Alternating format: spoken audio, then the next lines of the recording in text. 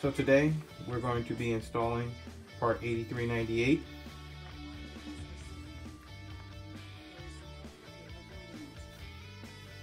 And these are the sway bars, which are going to help help a little with the understeer that I have on the car, and also just give the car a little better control. So let's get to work. So what do you have that comes in this package? You have the instructions, which we're going to take a look at right now to find out how you do that. You have a couple of different strength sway bars, and I'll tell you which one is which in a second, along with some various other pieces. So let's get to work. Okay, so we're going to go over the parts real quick that come inside of here. So right here, what you can see is that you have these sway bars, and I tried to mount these. I'm trying to put these on a white background to show the contrast, but you have the silver ones up front, you have the black ones in the middle here, and you have the gray ones at the end. I'm not sure if you guys are going to be able to see it, and maybe if you get these sway bars, you'll be able to see it better in your lighting at home. But the silver ones are the softest, the black ones are the medium, and the gray ones are the stiffest. Okay, so the next piece that you have here are the arm mounts, and these are the rear arm mounts. And you can see you have a right rear arm mount and a left rear arm mount.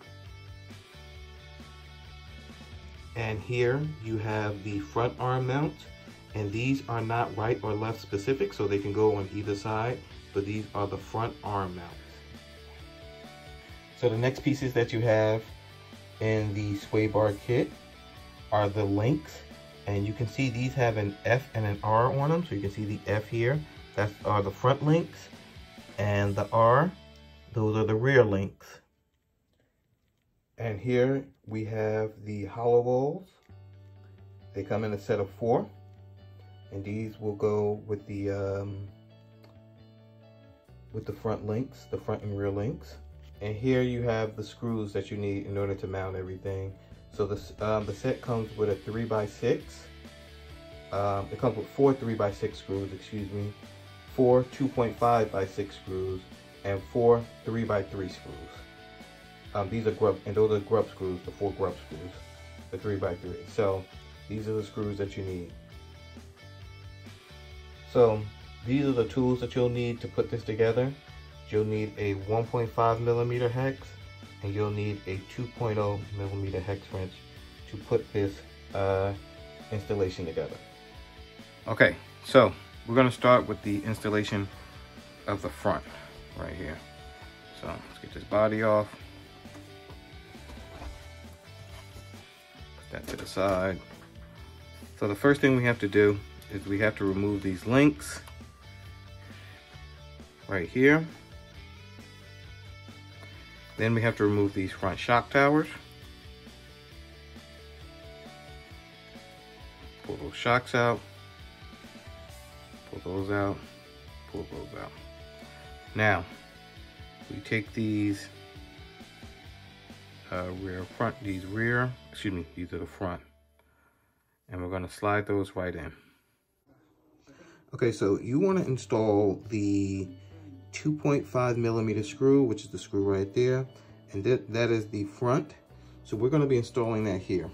So I already put one on, and I just wanted to give you, okay, so I already installed one. I just wanted to give you guys a view of how it should be facing.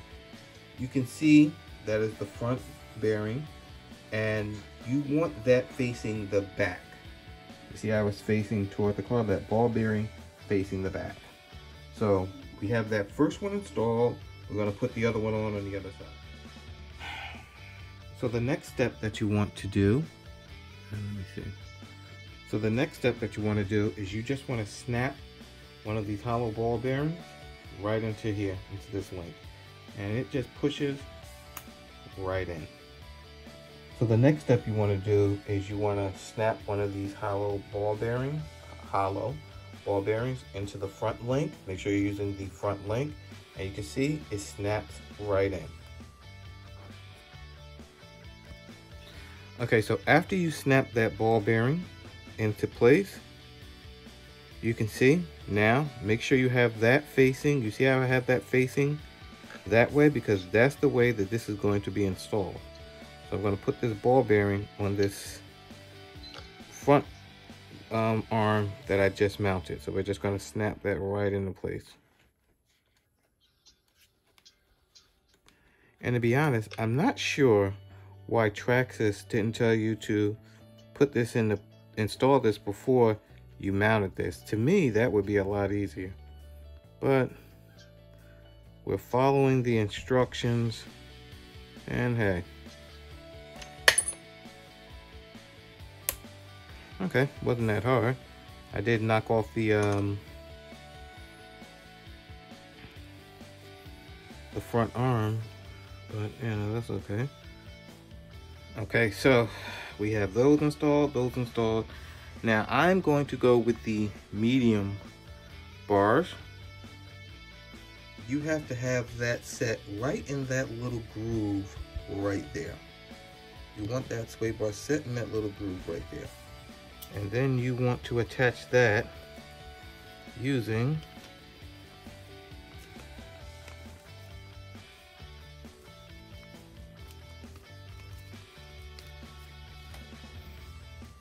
these 3x6 screws right here. So we're going to attach that down. Take 2 of these grub screws, and the grub screws are what's going to hold the sway bar in. Okay, so with that, I have the sway bars hooked onto the front. Okay, so the sway bars are now installed on the front. I just have to attach the arms back on and hook the shocks back up. But one of the things I would like to point out is, if you'll notice, you see how much space I have between the sway bar where it goes in? First of all, you want to make that even as you can on both sides. Okay, you want to try to get that as even as you can on both sides. The other thing is that when you go and drive, if you see you need to make your car a little stiffer or a little looser, depending on your driving preference, what you can do is you can actually slide this right here.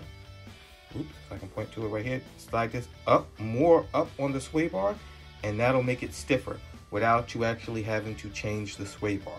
That's one way of adjusting it, you know, without you having to change the sway bar.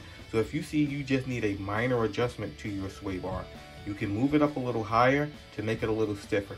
Vice versa, if you've moved it up way high, let's say you moved it up to like about right here, and you want it a little looser, you can slide it down, and that'll make it a little looser without you having to go to a brand new sway bar. Well, I shouldn't say a brand new sway bar, but a stiffer or a lighter sway bar. Just a little, you know, tip. And I will be honest, I am not the most experienced on-road guy, but that's just one of the things that I know. So now let's get to the back. Okay, so we're getting to work on the rear here. So in order to get the rear, and I don't recall reading this in the instructions, but this will actually make your installation a lot easier, is that if you remove the rear mount, right? And the reason I took that off is that when you do the putting the rear sway bar in, you have to go into right here, these 2 screws right here. So it just makes life a little easier. Beyond that, doing the rear is similar to doing the front. When you're mounting these, you want to make sure you can see how I have these mounted. Because unlike the fronts, there actually is a right and a left for these. So you want to make sure that you mount them on the right side, right and left. So you want to make sure also when you're putting these on that you put on the right. Remember, these actually, there is a right and a left for these. So make sure that you put those on in the right spot. Now we're going to insert this in. Okay, so you can see that we have the sway bars installed on the front. Looks pretty good. And we also have the sway bars installed on the rear.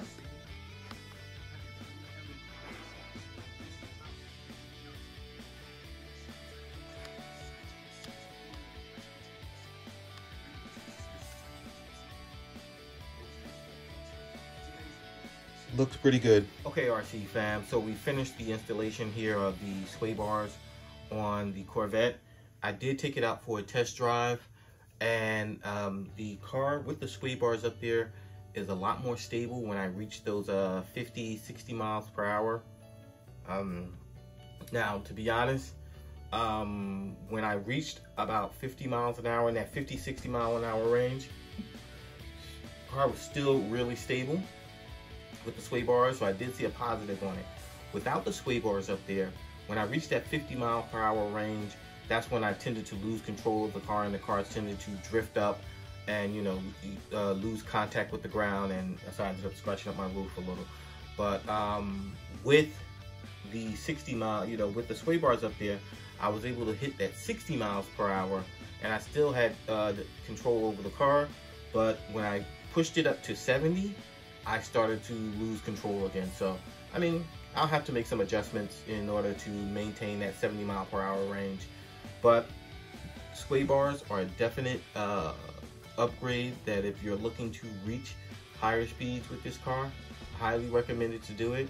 As I mentioned before, I'm not really a speed guy. This is actually my first on-road RC, but so far pretty happy with it. And I'll see you guys for the next upgrade on the Corvette.